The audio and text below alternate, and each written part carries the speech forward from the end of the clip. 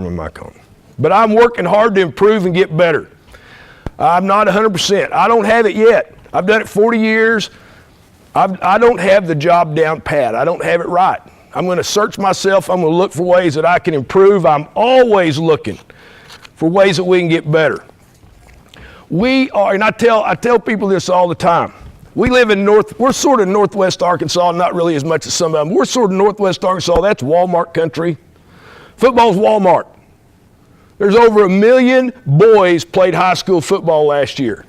The next closest sport is track, about 600,000. We're Walmart. We're the big boys on the block. But 20 years ago, how big was Walmart? How big was Sears? Some of you older guys, you ever heard of TG&Y? When's the last time you saw a TG&Y? Here's the way I see it. Now this might sound weird to you. When our kids come through our locker room, they are our customers.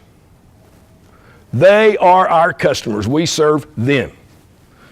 My job exists because we have enough boys in Greenwood, Arkansas that want to play football that they can go hire me. And God bless them for that. I've been able to do this for 40 years. They're our customers. If you don't change, you will die. If you don't change, you will die. I did not come up with that quote. That quote's been around forever. But I think it's very, very important that we understand that. I have a huge sense of gratitude that kids want to play football. How awesome is that? For you guys that coach, how awesome is that? Because in Greenwood, Arkansas, if those boys decide they don't want to play football, what will I do? I am a horrible insurance salesman, and I don't want to go. I used to work on a worm ranch. I separated red wigglers from night crawlers 8 hours a day. I don't want to go back to that. We're lucky we have kids who want to play football, and that's the way I see it. Now, that doesn't mean that it's all kumbaya, hunky-dory, rainbows and lollipops either, because we're coaching the fire out of them. But I think it's important. There's a scene in the great movie, Saving Private Ryan, where Tom Hanks has been mortally wounded, and he looks up at Private Ryan, the young man that they have worked so hard and given so much themselves to say, and he said, "Be worthy." And as football coaches, we got to make football worthy. It's got to be worthy of the risk, worthy of the time, worthy of the money and the expense. I don't mean just money, but the expense of playing the sport. I think it's very important. I have people ask me all the time, some of these guys, I appreciate these guys coming here. 4 guys in this room have seen a game in Greenwood, Arkansas, and it's pretty awesome. We have tremendous community support. And I have people ask me all the time, why do you have such great community support in Greenwood? And to be honest, I don't really know, except I sat down when I knew I was going to do this, and I thought, I'm going to give you guys some ideas. Hopefully you'll get something, get an idea, make you think about something. How do you involve the community? How do you get such great community support? Like everything, I don't believe it comes by accident. It's planned. It's a plan. We plan it. We work on it. We have a plan. We carry out the plan. I think Coach Saban calls it the process. Somebody asked me the other day, what's your process for handling kids that don't come to practice? We have a process. What's your process for off season? What's your process? I believe you have to have a process. If you want community support, you have to have a process. I believe that's my teaser. Now I'm going to throw in an advertisement. How many people know who that lady is? Oh, no. I got it. Jeff knows. Okay, here we go. I'm getting ready to dive into this deal, and then when I dive in, I'm going to go fast. And if there's something you want to know more about, send me an email, give me a phone call, come see me before I leave Orlando. I'll be happy to help you with anything. But I want to give you an advertisement. Don't waste time. Time's precious. When you get, and that's why I appreciate you guys being here, because you had a choice. There's 5 other guys talking, not counting the guys in the floor. I want to make this worth your while. I appreciate you. You're giving me 45 minutes of your life you'll never get back. I want to make it worthwhile. the best I can. Anytime I'm driving in the car, now this is not my idea, this is Brian Cain's idea. Anytime I'm driving the car 15 minutes or more, I put on an audio book or I put on a podcast. 15 minutes usually, because if I'm just going 15 minutes, I might listen to talk radio, okay? But if I'm not, I'm going to listen to somebody who helps me. That picture happens to be Carol Dweck, author of Mindset. Anybody read that book? Whoa.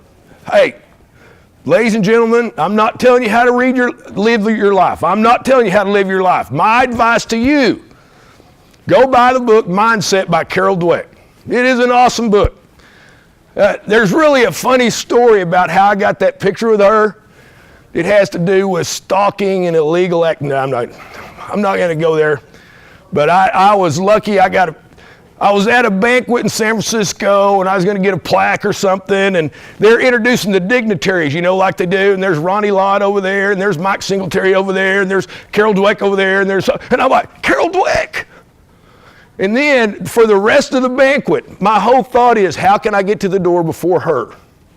Because our leadership class that met every Sunday during the football season studied her book. We took her book and studied her book 14 straight weeks. I went up to her and I said, Dr. Dweck, you're not going to believe that a bunch of knucklehead football players in Greenwood, Arkansas sat around in a circle every Sunday and discussed your book. She said, no, I don't think I would have known that. Though we studied her book. Don't waste time. Don't waste time. Books, podcasts, I've got a whole list of books. Don't waste your time. I'm not telling you how to live your life. Maybe I am. Don't waste your time. If you haven't seen the video, Coaching Coaches by Tony Mason, the one that he shot in Allen Fieldhouse in 1995, you need to do it. If you're a ball coach, you need to see that. Anyone heard Tony Mason? Keith Grabowski has it on the website, and you can get it from Keith Grabowski before you leave. Fellas, I'm telling you, it's the best thing I ever heard. Best clinic talk I ever heard. I actually was there. Spent $20 for the VHS tape. You know what I'm saying? That's how long ago it was. I get that. I love Malcolm Gladwell, John Maxwell, Tim Ferriss, John Gordon, Brett Ledbetter, Jeff Jansen. Some of these you hadn't heard of. Some of them you have. But that's what I do. I read. I'm a nut. I'm a nut about that stuff. Any coach writes a book, I'm going to read it. I read Mike Smith's book, Leading the Locker Room. Nick Saban, I've read 2 books. Anything that is about Belichick ain't going to write a book, but anything about Belichick, I'm going to read. I even bought his dad's book and read his dad, Steve Belichick's book on scouting. I mean, anything I can get with a coach, it helps me. Urban Meyer's book is one of the best. Facing the Giant or Goliath with the Baylor guy. Gee, we forget so soon. There's Facing the Giants by, help me out, Baylor. Art Briles. There is one chapter in there that you need to read. It has to do with monkey bars and gloves. And I'm just telling you, get the book, read that. And if you have a son that you coach, you need to read the chapter about his son. I'm not telling you how to live your life, though. I'm going to go right on. Podcast. I walk an hour every morning. I got tired of being fat. I walk an hour every morning. Had a great time walking around this morning with my buddy Jeff Steinberg from California. And we walked for about an hour. Normally, I'm going to listen to a podcast. Some podcast. Coach Coordinator, a little plug for Keith and his guys. Some of the guys that I hear tonight, I'll read. Brian Cain, Tim and Brian Kite. If you're a history teacher, Dan Carlin's Hardcore History. Has anyone ever read that, listened to that before? Anyone teach history? Now I'm going to move right along. Okay, here's what we call we're calling community support. I believe it's a 3-legged stool. I believe that parental support is 3-legged stool. And this is our plan. This is our plan. We focus on the community, we focus on parents, and we focus on our teachers and administration. We develop a plan, and I believe Now, if you have great talent, you don't have to worry about some of that stuff more than likely. And every state is different. I'm telling you, this is what we do in the state of Arkansas. Okay? So just so you know, and I'm going to go fast through here. How do you involve community in your program? Flat out. Here's what we do. Fast Dogs is a summer training program I want to talk about a little bit later. We go grades 3 through 12, and we let anybody come. The bottom line, what Fast Dogs is our training program to get our football team ready to play. But it's become much more than that. Dog Pals, we send our kids out. Now, none of this is original. I've stolen all this stuff probably from somebody in some place. Dog Pals is when we send kids out, our football team out to the elementary schools, and they talk to the kids. It's a special deal. Pitbull Camp, that's youth football camp. Our high school coaches do a 3-day padded camp in July for them. And then we do a coaching clinic for their coaches afterward. We do team dinners where if a season is 10 weeks, we go 6 weeks to a church, 4 weeks to a team member's house, and we have dinner. And the ACLU is not real active in Greenwood. I'm just going to tell you how that works. Spirit groups, anytime spirit groups want us to do something, we're going to do it. We're just going to do it. I don't necessarily like doing it, but we're going to do it. Doesn't matter. Community activities, 4th of July. I got some pictures of some of the stuff. We bring a policeman in. This is one of the best fellas. You better do this. And they talk about all the bad stuff kids can get into. It's a long speech. It is a long speech. But we have a policeman come in. It starts with traffic. It ends up with rape. Okay, so we cover everything in between. And then theme night. Every Thursday night, we play on Fridays in Arkansas. Every Thursday night, we're going to have what we call theme night, where an assistant coach puts together a 20, 40-minute motivational time for our kids. And a lot of times, the theme involves bringing former players back, and it helps us in the community. Now, for the parents, just take a picture if you want it. If you care about this, I'm going to roll through it, and then we're going to try to be specific on some of it. Everybody probably has to do these parent seminars. We do Moms 101, where we coach the moms. We have Mama Dogs. It's like it's like an old ladies spirit squad. And I didn't say old. I said older. I meant older than teenagers. That's what I meant. We do a father-son float trip with all the seniors and their dads. Now you guys, you're from all over the country. You have no idea what I'm talking about here. We're talking about the Illinois River in Tahlequah, Oklahoma in August. Whoo, you see things you don't even want to see in that deal. It is a fun time. Dad's 1 in 1, 1 in 100. Brought the idea from a guy at Tatum, Texas, sort of connect our dads and our kids on game nights. Calendar is important so that everybody knows what you're doing. I pass out a calendar before we go home for Christmas. And it takes us all the way through the state championship date for the next year. So that everybody knows when the summer program starts, when team camps are, and if I have to change, I change. But our people will change their vacation if they have the ability to do that so they can be there for your workouts. Now, part of that has to do with philosophy of when we work out. I'm not going to cover that today. That's another deal. Squad dinners, we divide our team up into 8 squads. They're made up of every possible kind of guys, backs, receivers, sophomores, juniors, seniors, and it's one of the best things we do. We call roll by squads. When we have a meeting, a team meeting in our film room, we sit with our squads, and that's one of the things. I'll talk about specifics you want to later. Teacher administration, how do we connect to them? How do we involve them in the program? One, any teacher in Greenwood High School, junior high, knows if they call me and a boy's been acting up in their class, they get a red sled, period, no questions asked. A red sled is one of those red sleds you push. We push it across and back. We push it across and back. And we have brand new field turf in the indoors, no fun.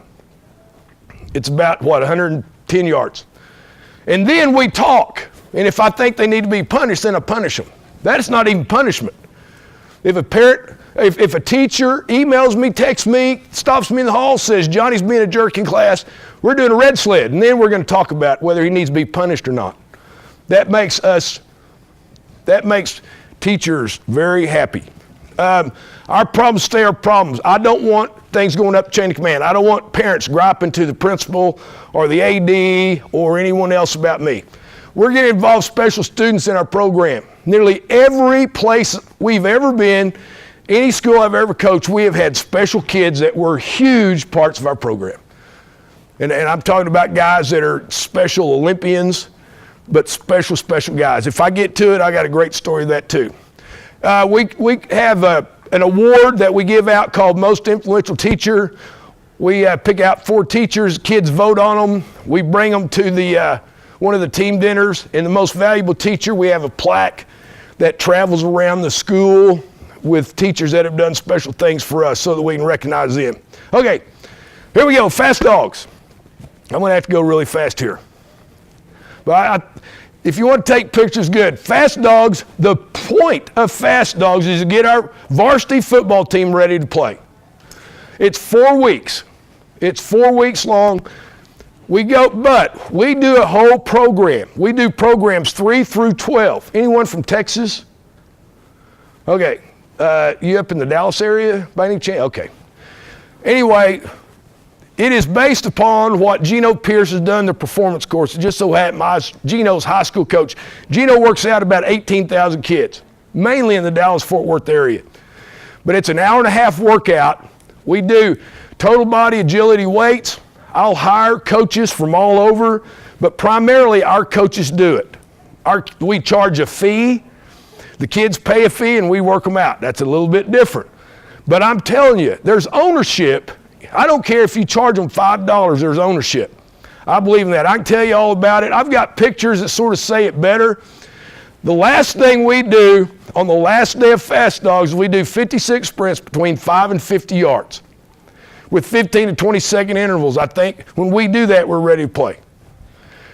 I think it's important. We have girls, we'll have moms, we'll have dads, we'll have former players, and we train everybody. We're going to train everybody.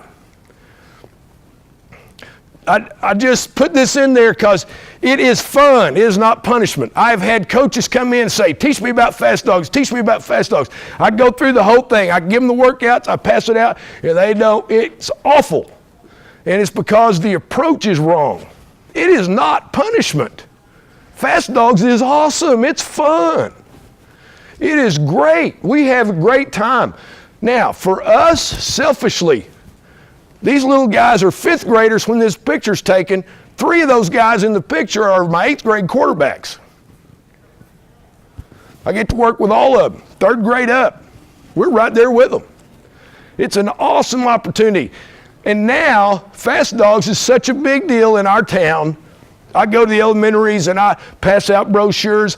Any kid in Greenwood, if he can't pay, that's not an excuse. If you can't pay, that's not an excuse. You can go. We have the bus take us from the summer program over at the elementary school for the underprivileged kids. They load a bus up and bring them over and come in and pick them up. It's become a community deal. We'll have 15, 20 parents or retired people bring their lawn chairs and just sort of watch the circus. We have moms that drop their kid off and they'll walk around the track.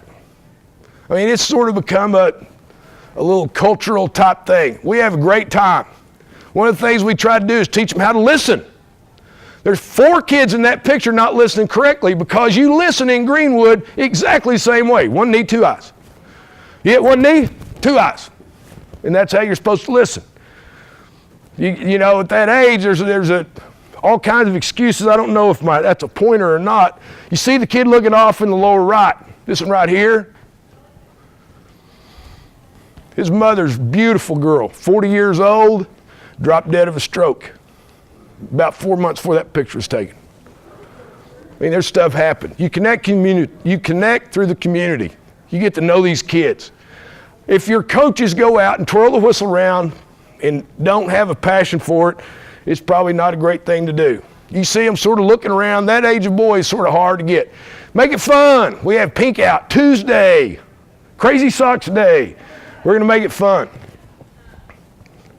Quiz. Anybody, any guess? Any guess? Come on. That's awful. I'm sorry. Just get a picture. This is our girls group. We the rule that I figured out best: girls can work out with the boys, but the boys can't work out with the girls. That seems to work the best.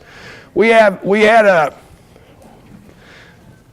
to tell you this. We love gadgets. They love it. We don't do it a lot, but we have parachutes, bungee cords, the big round balls. We do all kinds of hay balers. We do every kind of device you can imagine because they like them. They work hard because a third grader has to really go fast to make that parachute open up.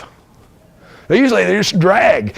And part of the deal is they're not really getting good form work because they can't stop looking at the parachute as they're running. But it's great. It involves that. And there's the 56. That's our football team running 56 sprints on the last day of Fast Dogs. I believe when they run 56 sprints between 5 and 50 yards with 15 to 20 second intervals, they're ready to go. And if they mess something up, they get to do it again.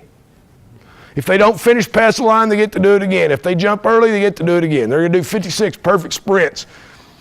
As a head coach, you must constantly guard against the drift. This is another speech. I can show this to coaches, and every single one of them see exactly the same thing. The most obvious thing in that picture is not that there's a number of kids on the line. It's that there's one kid off the line. I put a card in my desk. I must constantly guard against the drift. That's my job.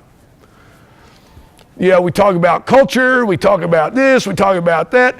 It is my job. I must constantly guard against the drift. That picture is in a big poster outside the hallway. When I walk out of my office onto the practice field, I see that picture every day. I see it every day. It's my job. I got to make it. If you want them on the line, that's fine. If you want them behind the line, you don't care, that's fine too. But we say on the line. You know why? Because you have to pay attention to be on a 4-inch line. Because if you're just lazy, you say, get behind the line. Okay, they'll get 6 inches behind the line. That takes no effort, no thought whatsoever. I want you on the line. It's a 4-inch line. Those lines are 4 inches wide. You got to focus. And then you don't step backwards. We don't false step. When we do our little accelerated, our little flexibility program, we get here and we step forward because bulldogs never step backwards. Bulldogs never go backwards. We sit right there and we go forward. And if we false step, we do it again. We got to learn. Have fun. We're going to teach them how to be bulldogs. Bulldogs hustle to every drill. That's our rule. Bulldogs hustle to every drill. You see it. It doesn't matter if they're third grade, they're going to hustle to every drill.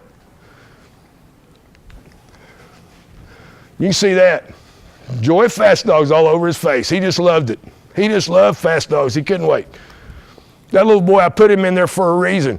His mother, last summer, went out in the backyard with a pistol and shot herself in the head and killed herself.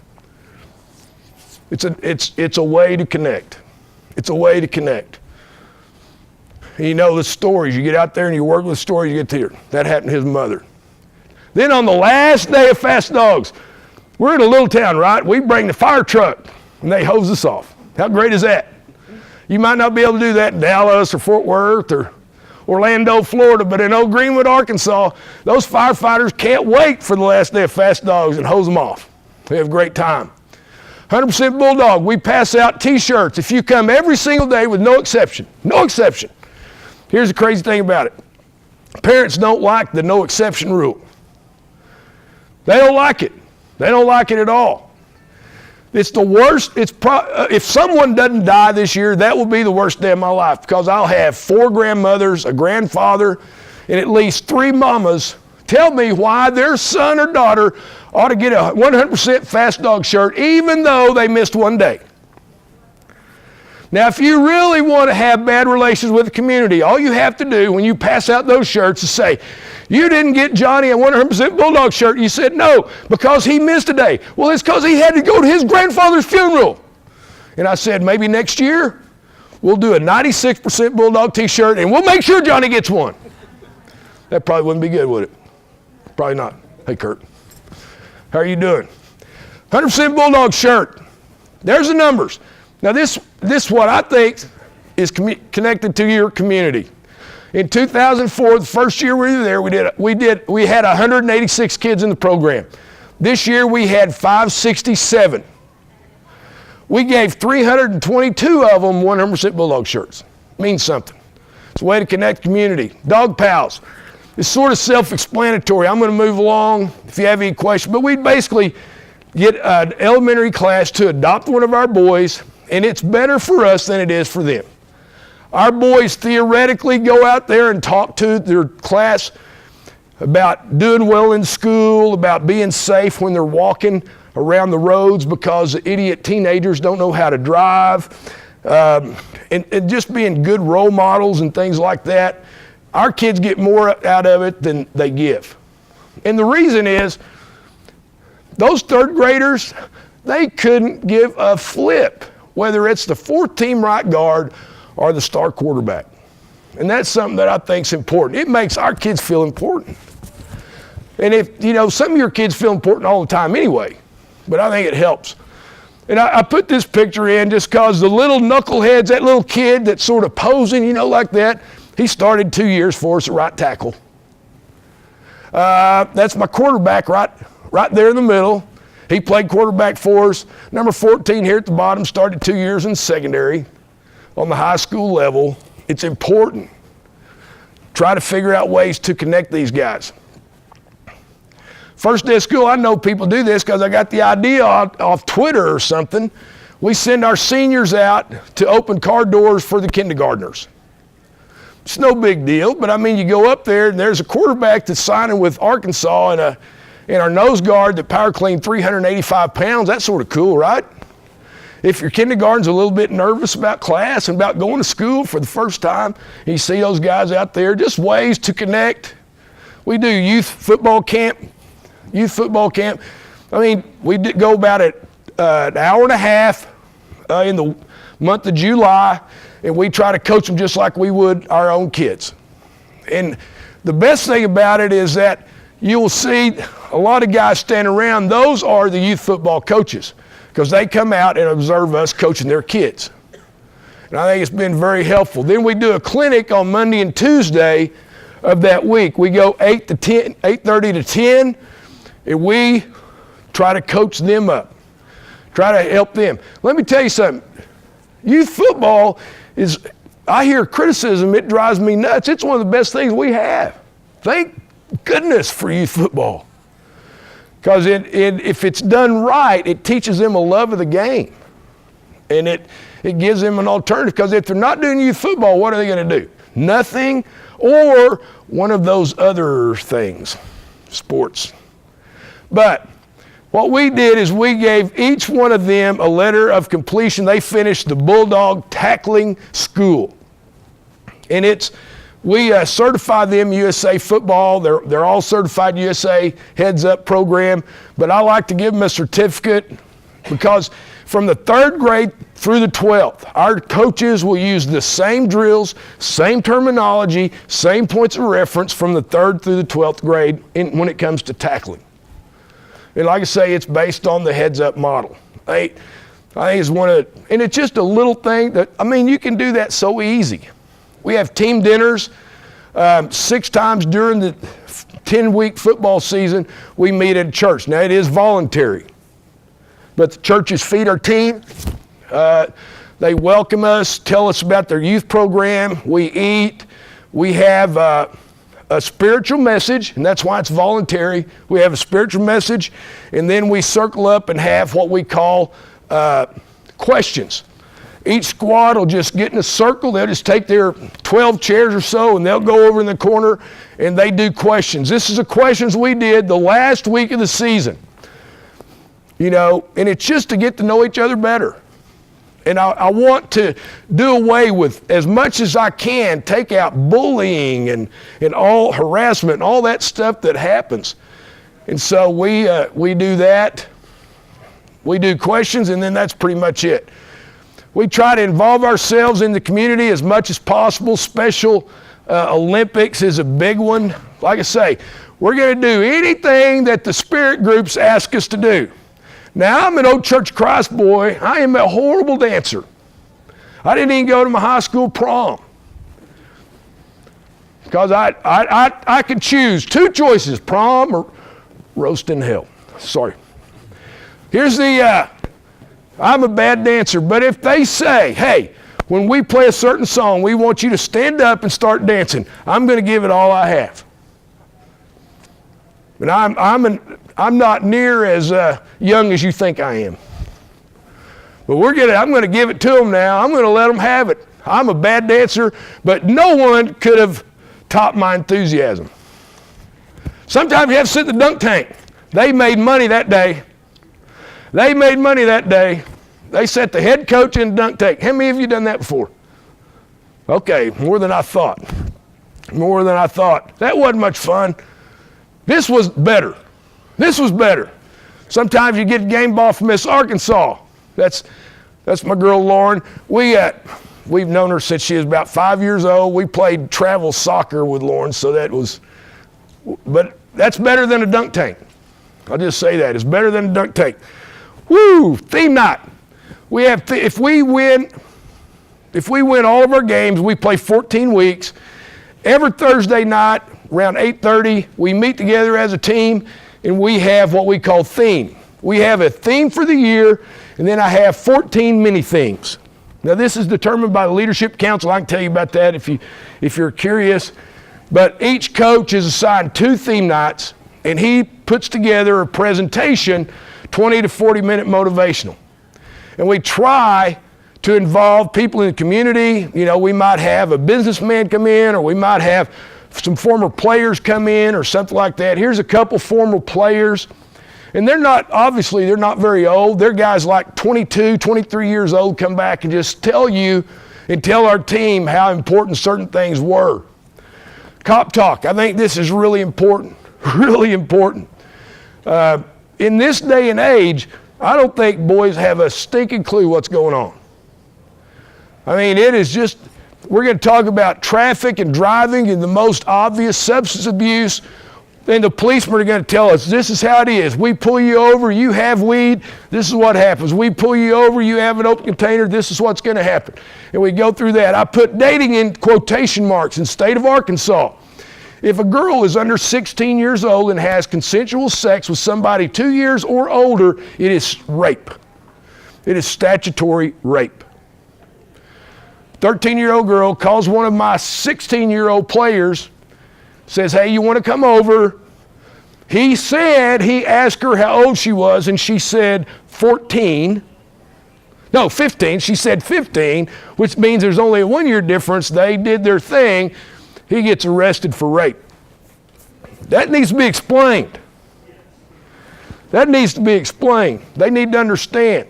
And in this day and time, you don't have, look at the news. I need somebody with authority to tell these guys, here's what's really going on. And you talk about, when I say dating, I'm talking about sexting and hooking up and all this stuff. You know, if she doesn't say no until early or late, or I think guys need to know. And I have a policeman, he's a highway patrolman, comes in and he hits it. And he just tells them exactly how it is. Social media, you got to teach them. There's been some horrendous things done on social media in our little town, much less towns like this, in some of the places, some of you guys. One of the things that we've done that I think is one of the best things we've done, we have our Marine recruiters will bring over 8 guys, and they put our guys through boot camp the first week of the football season. And we just do it's like a mini boot camp. We do 8 stations. Some of it's hard, some of it's mental, some of it's physical. And it's one of the better things we do. We might be doing pass the ammo cans or the telephone pole, and it's important they get in the listening position, they get an objective, they get a code word for the day, and the Marines run it. We go about an hour and a half. They take a break, and then we go back and practice for about an hour and 15 minutes. That's the first 3 days of practice. Then on Thursday, we run our 56 sprints. That's Major Ryan B. Cohen. If you're interested at all, go to the internet and listen to his speech before battle in Afghanistan. It'll make the hair stand up on the back of your neck. Major Cohen's getting ready to go back. Go to YouTube. Parents manual. Oh man, I'm down to 1 minute. Okay, I'm gonna skip over. Hopefully you took pictures. The dad's deal is awesome. Some of the things that we do, just sort of you get a quick picture. Every year we've had special guys in our program. When we first got to Greenwood, Brandon Jones, no relation, was one of these special guys. He was in our special education classes. He came to everything we did. Everything we did. He was a very special part of the team. And I remember we got beat in the finals that year.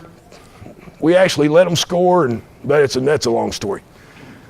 I remember watching Brandon take his pads off in his locker room, and the seniors are hugging and crying and telling each other how much everything meant to them. And I remember looking at Brandon, and I thought, this is the best day of his life. It will not get better past this. He's surrounded by people that love him, people that care about him, and people that they will take care of him. Brandon, when he was 22 years old, developed testicular cancer. And I honestly just think he just didn't know he just didn't know. He didn't know how to check himself. He didn't know that there's a problem. But he's one of the most influential players that I've ever coached because he loved the Bulldogs more than anyone. My mother loves me. She's 86 years old. But honestly, she would get mad. Don't put this in the film. She'd get mad, but I'm telling you, she doesn't love me as much as Brandon's mother loved him. There ain't no way. When she found a place to bury Brandon, she said, Coach, have you seen Brandon's grave? I said, yes, Carlene, I sure have. She said, you know what? It's facing the football field. Means something. Make it important in your community. Thank you.